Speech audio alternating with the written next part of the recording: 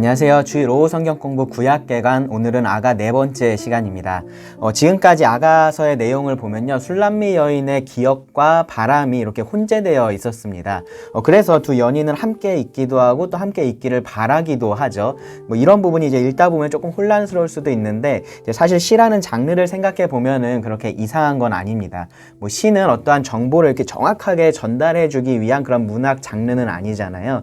개인의 감정이나 그 순간의 어떤 인상, 그런 것들을 이제 그림을 그리듯이 그리는 것이, 기록한 것이 이제 시인데, 가까이에 있어도 이제 멀리 있다라고 느끼면은 마치 그런 것처럼 시를 쓸 수도 있는 거죠. 또 그 반대의 경우도 마찬가지입니다. 이 아가서에 등장하는 두 연인, 술람미 여인과 솔로몬은요, 이 더 깊은 친밀함을 원하고 있기 때문에 이 거리에 상관이 없습니다. 그래서 멀리 있으면 멀리 있는 대로, 또 가까이 있으면 가까이 있는 대로 더 가까워지기를 원하는 그러한 마음이 이 아가서에는 잘 드러나 있고요. 우리가 지금까지 살펴봤던 그 내용 중에서도 이제 그런 부분이 잘 표현이 되어 있었습니다. 2장 18절부터 17절도 이런 애절한 마음이 잘 표현되어 있다라고 할 수 있습니다. 먼저 8절 9절을 보겠습니다. 내 사랑하는 자의 목소리로구나. 보라, 그가 산에서 달리고 작은 산을 빨리 넘어오는구나. 내 사랑하는 자는 노루와 같고 어린 사슴과도 같아서 우리 벽 뒤에 서서 창으로 들여다보며 창살 틈으로 엿보는구나. 8절에서 술람미 여인은요, 사랑하는 자를 만날 그런 기대에 가득 차 있다라는 것을 우리가 볼 수 있습니다. 이미 사랑하는 자의 소리가 들리는 듯 합니다. 이 말을 하는 목소리를 의미할 수도 있기는 한데, 근데 이제 이어지는 표현을 보면요, 그것보다는 오고 있는 소리, 그러니까 그 사람이 다가오고 있는 소리, 발걸음 소리라고 우리가 생각할 수 있겠죠. 이제 그러한 소리가 문맥에는 더 적절할 것 같습니다. 그런 발걸음 소리가 들린다라는 것은요, 그만큼 가까이 왔다라는 것을 의미를 하잖아요. 우리도 그런 식의 표현들을 써요. 봄이 오는 소리가 들린다, 가을이 오는 소리가 들린다, 이제 그런 식으로 말하는 것과 같은 맥락입니다. 산에서 달리고 작은 산을 빨리 넘어오는구나 라고 또 표현을 했는데요, 이것은 두 사람 모두의 마음이 표현된 것이라고 할 수 있습니다. 실제로 솔로몬이 이렇게 산을 달려서 찾아오지는 않았겠죠. 또 산에서 나는 소리가 이 사람의 집까지, 이 여자의 집까지 들리지도 않았을 겁니다. 그러니까 이제 그렇게 빨리 오기를 바라는 마음이 이렇게 표현이 된 거죠. 여기 사용된 표현은요, 단순히 빨리 뛰는 것만을 의미하지는 않아요. 물론 그렇게 빠르게 오고 있는 것을 묘사하고 있는 것이긴 하지만, 정말로 기뻐서 이렇게 껑충껑충 뛰어오는 이제 그러한 모습을 묘사를 하고 있습니다. 바로 뒤에 이어지는 말씀에 보면은 이제 노루와 어린 사슴의 비유가 나오잖아요. 그러니까 그게 아주 적절한 건데, 여러분, 개나 고양이가 이렇게 달리는 모습하고는 다르게 이 사슴 종류들은 이렇게 폴짝폴짝 뛰잖아요. 그렇죠? 그러니까 그런 모습이 이제 사람이 아주 기뻐하면서 그렇게 뛰어가는 모습을 연상하게 하고, 그래서 그 장면을 여기서 지금 비유로서 사용을 하고 있는 겁니다. 여기 산과 작은 산이 어떤 장애물을 의미를 해서 남자가 이제 장애물을 극복하고 여자를 만나려는 그런 헌신적인 사랑, 굳은 결심을 강조한다라고 그렇게 보기도 하는데요. 시니까 그럴 수도 있지만, 근데 이제 사슴은 원래 산에 살잖아요. 그러니까 그런 것들을 생각해 보면은 꼭 그것까지 의도했다라고 보기에는 좀 지나친 의미 부여인 것 같습니다. 그런 숨겨진 뜻이 시이기 때문에 있을 수는 있지만, 근데 8절, 9절에서 더 강조하고 있는 것은 그렇게 남자가 무슨 장애물을 극복하고 무슨 굳은 결심을 가지고 헌신적인 사랑을 베풀고 그런 모습이라기보다는 정말로 기쁘게 그 여자를 만나기 위해서 뛰어오는 그런 모습 자체라고 할 수 있습니다. 그렇게 기쁘게 한 걸음에 이 술람미 여인을 만나기 위해서 달려오는 솔로몬의 모습이고요. 또 그런 솔로몬을 기대하는 또 술람미 여인의 모습이 이 8절에는 잘 드러나 있습니다. 9절 뒷부분은요, 그렇게 술람미 여인의 집에 도착한 솔로몬의 모습을 그리고 있어요. 마치 이렇게 인가 근처에 내려온 사슴이 이제 그 안에는 이제 무서워서 들어가지 못하고 밖에 서서 조심스럽게 그 안을 이렇게 살펴보고 있는 약간 그런 모습으로 그려져 있습니다. 요즘 같으면은 그렇게 찾아왔으면은 나오라고 전화하면은 그만일 텐데, 이제 이때는 그렇지가 않죠. 그렇죠? 그래서 모두가 볼 수 있는 그런 출입구에서 이렇게 찾는 게 아니라 이제 창문을 통해서 안쪽의 상황을 이렇게 살펴보고 있는 그러한 모습으로 그려져 있습니다. 그렇게 이제 눈치를 보다가 이제 술람미 여인을 발견을 한 거죠. 그리고 두 사람의 눈이 마주친 겁니다. 그래서 솔로몬이 이런 말을 합니다. 10절부터 보시면, 나의 사랑하는 자가 내게 말하여 이르기를, 나의 사랑, 내 어여쁜 자야, 일어나서 함께 가자. 겨울도 지나고 비도 그쳤고 지면에는 꽃이 피고 새가 노래할 때가 이르렀는데 비둘기의 소리가 우리 땅에 들리는구나. 무화과 나무에는 푸른 열매가 익었고 포도나무는 꽃을 피워 향기를 토하는구나. 나의 사랑, 나의 어여쁜 자야, 일어나서 함께 가자. 바위 틈 낭떠러지 은밀한 곳에 있는 나의 비둘기야, 내가 너의 얼굴을 보게 하라. 너의 소리를 듣게 하라. 너의 소리는 부드럽고 너의 얼굴은 아름답구나. 개인적으로 아가서에서 가장 시적으로 좀 아름다운 그런 단락이라고 생각을 하는 그런 단락인데요. 술람미 여인이 이 솔로몬의 말을 인용하는 그런 형식으로 기록이 되어 있습니다. 이제 멀리서 술람미 여인을 찾아온 솔로몬은요, 일어나서 함께 가자라고 그 술람미 여인을 부릅니다. 쉽게 말하면 데이트 신청인 거죠. 그렇죠? 같이 나가자라고 말을 하는 겁니다. 이제 자신이 안으로 들어가는 게 아니라 술람미 여인에게 나오라고 해요. 그러니까 안에 들어가면 이제 다른 사람하고 같이 있어야 되는 거니까 이제 둘만의 시간을 가지고 싶다라는 의미로 이렇게 얘기를 하는 겁니다. 그러면서 이 솔로몬이 지금 바깥의 상황을 그렇게 막 묘사를 해요. 지금 이제 나가기 아주 적기다라는 것을 강조를 하는 거죠. 봄이 되었기 때문입니다. 이제 우리나라는 사계절이 뚜렷하잖아요. 물론 예전만큼 뚜렷하지는 않아요. 그래서 요즘에 이제 봄, 여름, 가을, 겨울 그렇게 얘기 안 하고 봄, 여름, 가을, 겨울 뭐 그런 식으로 얘기하더라고요. 근데 여전히 어쨌든 우리가 그럼 구분이라는 것은 좀 할 수 있습니다. 그런데 이제 이스라엘은 사실 우기하고 건기로 구분을 하는 것이 맞아요. 그러니까 우기가 겨울에 해당이 되는 거고요. 건기가 여름에 해당이 되는 겁니다. 그러니까 겨울은 춥고 습한 비가 많은 그러한 기후고요. 여름은 반대로 덥고 건조한 겁니다. 그래서 여기서 솔로몬이 묘사하고 있는 상황은요, 우기가 끝나고 건기가 시작되는 시점이에요. 그러니까 겨울이 끝나고 여름이 시작되는 시점인 거죠. 초여름이라고 할 수 있습니다. 근데 느낌상으로는 우리가 봤을 때는 이제 봄에 받는 것 같은 비슷한 느낌을 이들이 이제 그때 받는 거예요. 그래서 이제 봄으로 우리가 이해를 하면은 좋을 것 같습니다. 우리 같으면은 이제 그 시점을 이런 식으로 많이 표현을 하겠죠. 추운 겨울이 지나고 뭐 얼음이 녹아내리고 눈이 녹고 이제 개울물이 흐르기 시작하고 개구리가 뭐 잠에서 깨어나고 뭐 그런 표현들을 사용을 할 겁니다. 일반적으로요. 이스라엘은 이제 비가 그치는 것이 가장 큰 거죠. 그러니까 우기가 끝나는 것이 가장 큰 거기 때문에 솔로몬도 여기서 그것을 가장 먼저 언급을 했습니다. 그리고 나서 이 겨우내 내린 비는요, 이제 기온이 오르면은 꽃을 피게 만들어요. 그래서 야생화들이 이제 그 모습을 드러내는 때가 바로 이때입니다. 그리고 이제 웅크려 있었던 그런 새들이 노래하기 시작하죠. 그런 소리들이 더 잘 들리는 때가 됩니다. 근데 솔로몬은 이제 특별히 여러 새들 중에서 여기 보면은 비둘기를 언급을 해요. 우리 같으면 이제 봄의 전령은 뭐죠? 새로 치면은 제비죠, 그렇죠? 제비라고 할 수 있을 텐데 이제 이스라엘은 그맘때 비둘기들이 이 이스라엘 지역으로 이렇게 돌아오기 때문에 이제 솔로몬이 여기서 비둘기를 언급을 한 겁니다. 또 비둘기는 아가서에 보면은 이렇게 사랑하고 관련돼서 자주 등장하는 그런 새이기도 합니다. 1장 15절에서는 눈이 비둘기 같다 그래가지고 우리가 좀 해석하는데 애를 먹었잖아요. 근데 여기서는 그럴 만한 어려움은 없습니다. 단순히 솔로몬은 봄이 돼서 이렇게 비둘기들이 날아오고 있는 그런 모습들을 얘기를 하고 있는 겁니다. 이 비둘기의 소리가 우리 땅에 들린다라고 표현을 해서 우리에게 정말로 겨울이 끝났다라는 것을 강조를 하고 우리가 지금 그 땅에 나가서 그런 모습들을 볼 수 있다라는 것을 강조를 합니다. 13절에서도요, 무화과 나무의 푸른 열매 또 포도나무의 꽃을 언급을 해요. 모두 이스라엘의 겨울이 끝나고 이제 여름이 시작됐다라는 것을 알리는 상징과도 같은 것들인 거죠. 우리에게 개나리, 진달래, 벚꽃이 상징하는 것하고 정확하게 일치합니다. 정말로 이제 봄이 됐고 따라서 함께 나가서 이제 풍요로운 자연을, 이 아름다운 자연을 만끽하기에 정말로 좋은 날이 됐다라는 것을 얘기를 하는 거예요. 단순히 날이 좋으니까 나가고 싶다라기보다는 오히려 이 좋은 날을 핑계 삼아서 이 연인하고 함께 하고 싶은 그러한 마음을 이렇게 표현을 했다라고 볼 수 있습니다. 14절은요, 이제 그런 마음을 조금 더 직접적으로 드러냅니다. 솔로몬은 술람미 여인을 비둘기에 또 비유를 해요. 여기서는 비유의 의도가 명확합니다. 비둘기가 바위 틈 낭떠러지 은밀한 곳에 그렇게 둥지를 트는 그런 습성 때문에 이제 그렇게 비유를 한 거예요. 그러니까 비둘기처럼 집안에 그렇게 숨어 있지 말라고 얘기를 하는 거죠. 또 그냥 비둘기, 일반적인 비둘기로 그렇게 얘기한 게 아니라 나의 비둘기라고 해서 그렇게 애칭을 통해서 사랑하는 마음도 표현하는 것을 우리가 볼 수 있습니다. 1장 7절에서는요, 여자가 남자를 향해서 비슷한 의도로 말을 했었습니다. 이제 그때는 목자에 비유를 해서 남자가 어디 숨어 있는 것처럼 얘기를 했었거든요. 그러면서 남자가 있는 곳을 말해달라라는 식으로 표현을 했었습니다. 여기서는 반대로 남자가 여자에게 그렇게 숨어 있지 말고 얼굴을 보게 하고 소리를 듣게 해달라라고 그렇게 요청을 하죠. 얼굴을 보고 싶고 목소리를 듣고 싶은 거죠. 만나고 싶은 거고 대화를 나누고 싶은 겁니다.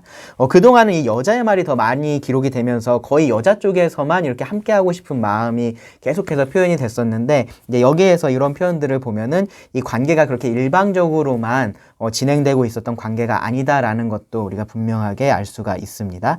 그리고 이제 15절부터 다시 술람미 여인의 말로 돌아옵니다. 말씀을 읽어보겠습니다. 15절. 우리를 위하여 여우 곧 포도원을 허는 작은 여우를 잡으라. 우리의 포도원에 꽃이 피었음이라. 내 사랑하는 자는 내게 속하였고 나는 그에게 속하였도다. 그가 백합화 가운데에서 양떼를 먹이는구나. 내 사랑하는 자야, 날이 저물고 그림자가 사라지기 전에 돌아와서 베데르산의 노루와 어린 사슴 같을지라. 이 15절에 대한 이해도 참 다양해요. 이 15절만 떼어놓고 보면은 포도원에 꽃이 피었는데 이제 포도원을 해치는 여우가 있으니까 그 여우를 잡아라 라는 그러한 말입니다.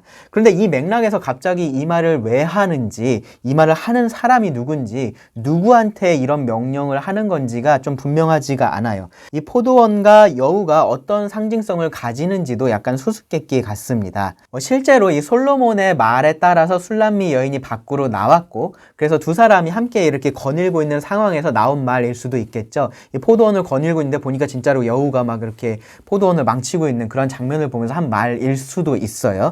이 솔로몬의 포도원을 술람미 여인이 포도원 지기로서 돌보고 있었던 그런 상황이었기 때문에 이제 우리 포도원이라는 표현도 충분히 가능합니다. 그런데 실제로 포도원의 여우를 잡으라라는 그런 문자 그대로의 의미라면은 굳이 여기에 기록될 이유가 있을까라는 생각이 듭니다. 그렇죠? 실제로 그런 말을 한 것을 옮긴 것이라고 해도 여기서는 상징적인 의미가 있다라고 보는 것이 맞을 겁니다. 아가서에서 이 포도 그리고 포도원이요, 두 사람의 그런 사랑, 친밀함, 관계의 기쁨, 이제 그런 것과 연관돼서 주로 사용되는 것을 고려를 해보면 여기서 이 술람미 여인은 지금 두 사람의 교제를 방해하는 것이 없기를 바라는 그러한 마음을 이렇게 표현을 했다라고 볼 수 있을 것 같습니다.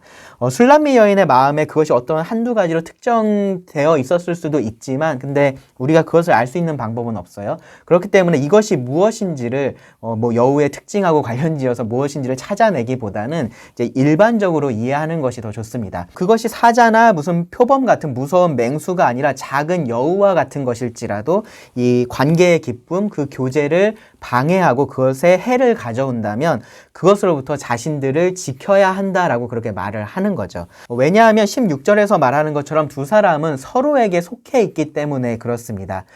이 시점까지는 아직 두 사람이 공식적으로 결혼을 한 그런 상황은 아니에요. 하지만 약혼한 사이로서 이렇게 말할 수 있는 거죠. 앞에서도 이미 다루었지만 2장 16절은요 더욱더 분명하게 이 두 사람의 관계가 어떤 관계인지를 말을 하고 있는 겁니다. 이들은 서로가 서로에게 속해 있는 그러한 관계입니다.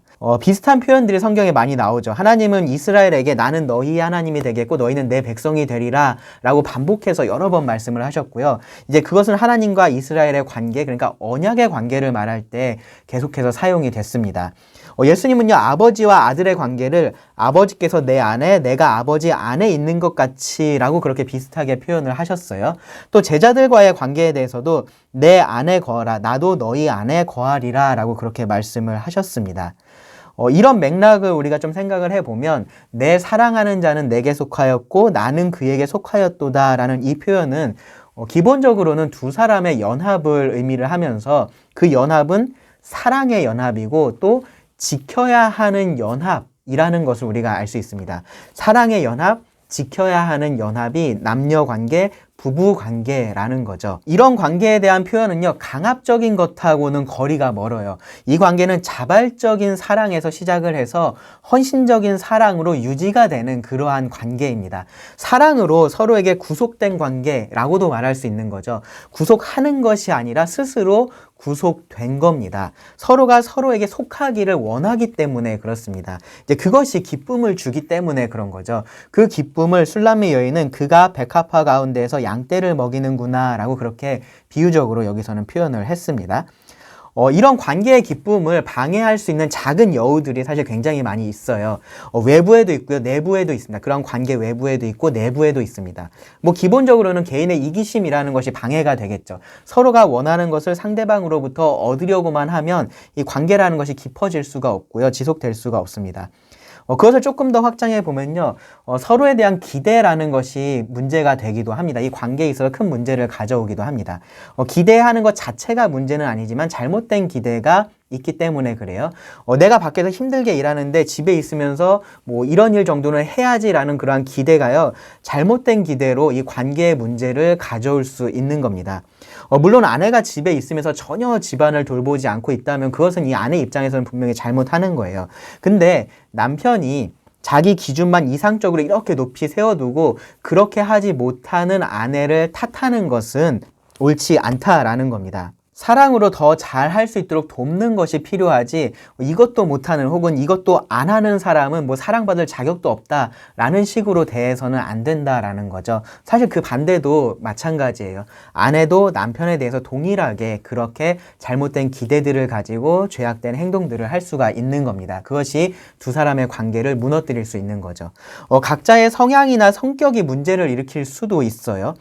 서로를 그대로, 있는 그대로 받아주려는 노력이라는 것이 굉장히 중요하지만 동시에 상대가 나를 잘 받아줄 수 있도록 내가 변화되고 성장하는 것도 필요한 부분입니다. 그냥 나는 원래 이런 사람이고 너는 이런 사람하고 결혼한 거니까 네가 알아서 감수하면서 살아라, 이제 그런 식의 태도는 합당하지 않습니다. 혹은요, 별건 아닌데 나한테는 항상 그게 좀 신경이 쓰이고 거슬리는 그런 상대의 말이나 행동 같은 것들이 있을 수가 있어요. 그러니까 그게 죄악된 말이나 행동이 아니고 또 모든 사람에게 그러는 것도 아닌데 나한테는 그게 좀 유독 그렇게 거슬리거나 그런 거죠. 그래서 이런 것들은요, 일부러 말해주지 않으면은 상대는 정말로 아무런 악의도 없이 계속 그런 말이나 행동을 하면서 나는 또 그것 때문에 계속 힘들고 괴롭고 그럴 수도 있습니다. 그러면서 이 관계에 문제가 생길 수도 있거든요. 그래서 그런 부분이 있다면 정말로 사랑으로 잘 얘기해 줄 필요도 있는 거예요. 그러니까 알지 못해서 고치지 못하는 부분이 있을 수 있기 때문에 그렇습니다. 그러니까 이런 성향의 문제, 기질의 문제, 어떤 습관의 문제, 이제 그러한 것들도 그것 자체가 제약돼서가 아니라 두 사람이 함께 하다 보면은 문제가 될 수 있는 여지들이 있다라는 겁니다. 그래서 그러한 것에도 관심을 기울여야 된다라는 거고요. 대화를 통한 의사소통의 부족도 당장은 큰 문제가 아닌 것 같은데 이제 점차 관계를 좀 냉랭하게 만들고 좀 멀어지게 만들고 그렇게 하게 됩니다. 특히 이제 부부가 처음에 결혼해서 둘만 있을 땐 괜찮았는데 이제 자녀가 생기면서 이런 문제가 자연스럽게 그렇게 생겨나기도 해요. 이 부부의 관심이 서로에게서 이 자녀에게로 아무래도 좀 옮겨가기 때문에 그런 거죠. 좀 조심해야 됩니다. 그런 것도요. 어느 정도 어느 기간 동안 그럴 수밖에 없다라는 것은 우리가 인정을 해야 될 거예요. 그것을 서로 잘 알고 있어야 되고요. 또 그런 중에서도 서로에 대한 관심을 놓지 않도록 좀 노력을 할 필요가 있습니다. 미국에 있을 때요, 가끔 교회에서 이런 행사를 한 적이 있어요. 뭐냐면은 이제 아이를 잘 돌볼 수 있는 할아버지 할머니들 또래의 그런 분들이 교회에 이렇게 모여서 아이를 돌봐주시는 거죠. 맡아주시는 겁니다. 그리고 이 부모들은 종일 둘만의 시간을 가질 수 있도록 그렇게 해주는 거예요. 그만큼 이제 그런 시간이 중요하기 때문에 교회에서도 관심을 가지고 교회 행사로서 이제 그런 일들을 했었던 거죠. 그게 우리 정서하고는 조금 다를 수 있겠죠. 근데 이제 그런 시간이 필요하다라는 것은 사실 동일합니다. 그래서 길게는 아니더라도 이 부부가 자녀 없이 좀 함께 할 수 있는 그런 시간들이 종종 필요합니다. 자녀를 이 부부관계에 있어서 장애물처럼 그렇게 남겨둬서는 안 되는 거죠. 외적으로는요, 무슨 재정적인 불안정이 관계의 문제로 이어지기도 하고요. 뭐 가장 심각한 경우는 다른 이성에게로 눈을 돌리고 마음을 빼앗길 때겠죠. 뭐 남사친, 여사친, 이제 그런 말도 있는데, 이제 그렇게 부르는 친구들이 정말로 중요한 부부관계에 문제를 일으키기도 하는 경우들이 있습니다. 무엇이든지요, 우리의 이런 사랑의 서약을 허는 것들, 방해가 되는 것들, 장애들에 대해서 유의하고요, 피할 것들은 피하고 잡아야 할 것들은 잡아야 될 겁니다. 그렇게 이 관계를요, 소중하게 지켜야 하는 겁니다. 한편으로는 이런 노력이 필요하다는 생각 자체를 안 하는 경우도 사실 많은 것 같아요. 이제 세상의 기준은 이미 오래전에 바뀌어서요, 막 자기를 희생하면서까지 이 결혼 관계를 유지하고 하는 것들을 굉장히 불행한 삶이라고 평가를 합니다. 그럴 거면 결혼을 왜 했냐? 네가 행복하려고 결혼한 거 아니냐? 막 그런 식으로 이제 되묻고 그래요. 하나님은요, 결혼 안에서 기쁨과 즐거움을 약속을 하셨습니다. 그렇기 때문에 그것을 우리가 바라고 추구하는 것은 당연한 것이고요, 올바른 거예요. 우리가 불행한 결혼 생활을 추구해야 하는 것은 아니다라는 겁니다. 그런데 그것이, 그 행복이, 결혼 생활에 있어서의 행복이, 부부 관계에 있어서의 그런 행복이 내가 원하는 방식으로 이루어지지 않는다라는 사실도 좀 기억을 해야 돼요. 나는 가만히 있으면은 상대가 나를 내가 원하는 방식으로 기쁘게 해주고 만족하게 해줄 거다라는 그러한 생각을 버려야 되는 거예요. 서로가 밥상을 차려오기만을 바라고 있으면 아무도 밥을 못 먹게 되잖아요. 서로가 자기를 내어주는 그런 이타적인 사랑의 노력을 할 때 결국은 나의 기쁨과 행복으로 그것이 돌아올 수가 있는 겁니다. 서로의 기쁨과 행복으로 돌아오는 거죠. 그래서 그렇게 관계의 기쁨을 누릴 수 있게 하나님은 이 결혼이라는 것을 설계를 하신 겁니다. 오늘날의 일반적인 생각하고는 거리가 멀지만 남녀 관계라는 것은요, 결국은 서로가 서로에게 속하는, 서로에게 구속되는 그러한 사랑의 관계만이 존재한다라는 것을 우리가 기억해야 됩니다. 하나님은 그런 관계 속에서 관계의 즐거움을 누리게 하신 거예요. 사랑의 장애물이 있으면 장애물 없는 사랑을 찾아야 되는 것이 아니라요, 그 장애물을 제거하든지 뛰어넘든지 해야 되는 건 거죠. 그렇게 이 사랑을 지켜야 하는 겁니다. 이 관계를 지켜야 되는 겁니다. 결혼한 두 사람은요, 이미 서로에게 속한 연합한 한 몸이다라는 것을 기억을 하고요, 그렇게 한 몸으로 살아가는 겁니다. 결혼하지 않은 사람은요, 그런 관계의 즐거움을 기대를 해야 되는 거예요. 단순히 나의 어떠한 기쁨과 만족만 채워주는 상대를 통해서 그런 것들을 바라는 게 아니다라는 겁니다. 17절은요, 다시 8절로 돌아갑니다. 솔로몬은 떠났고요, 술람미 여인은 다시 솔로몬이 노루와 어린 사슴처럼 기쁘게 산을 뛰어서 자신에게로 돌아오기를 바라는 마음을 이렇게 표현을 했습니다. 두 사람이 이별을 한 게 아니라요, 결혼하지 않은 상태였기 때문에 이제 각자의 집으로 돌아간 거죠. 여기 17절에서 날이 저물고 그림자가 사라지기 전이 언제를 의미하는지가 사실 명확하지는 않아요. 이제 한글 번역 성경들을 봐도 날이 저물기 전으로 번역을 한 것도 있고요, 날이 새기 전으로 번역을 한 것도 있습니다. 그러니까 뭔가 낮과 밤의 경계를 말하는 거기는 한데, 이제 그게 낮에서 밤으로 바뀌는 건지 아니면 밤에서 낮으로 바뀌는 건지 이제 그것이 분명하지가 않아서 그런 거죠. 3장 1절을요, 이 말씀의 연장선상에서 이해를 한다면 낮에서 밤으로 바뀌는 거, 그러니까 날이 저무는 것을 의미한다라고 볼 수는 있을 것 같습니다. 그런데요, 뭐 밤이 낮이 되든 낮이 밤이 되든 그렇게 시간이 지나기 전에 빨리 함께하고 싶은 마음을 이렇게 표현하고 있다 정도로 이해를 하면 될 것 같습니다. 3장 1절부터 4절은요, 이런 술람미 여인의 마음이 가장 격하게 표현되어 있다라고 할 수 있을 것 같아요. 5절은요, 우리가 앞에서 살펴봤었던 그 후렴구하고 동일하고요, 6절부터는 결혼식이 시작되는 것을 고려해 보면은 이 결혼식이 가까울수록 조금이라도 더 빨리 함께하고 싶다라는 그러한 마음이 드러나 있다라고 볼 수 있습니다. 말씀을 읽어보겠습니다. 1절. 내가 밤의 침상에서 마음으로 사랑하는 자를 찾았노라. 찾아도 찾아내지 못하였노라. 이에 내가 일어나서 성 안을 돌아다니며 마음에 사랑하는 자를 거리에서나 큰 길에서나 찾으리라 하고 찾으나 만나지 못하였노라. 성 안을 순찰하는 자들을 만나서 묻기를 내 마음으로 사랑하는 자를 너희가 보았느냐 하고, 그들을 지나치자마자 마음에 사랑하는 자를 만나서 그를 붙들고 내 어머니 집으로 나를 잉태한 이의 방으로 가기까지 놓지 아니하였노라. 이것은 실제 경험을 기록한 것이라고 보기는 좀 어렵습니다.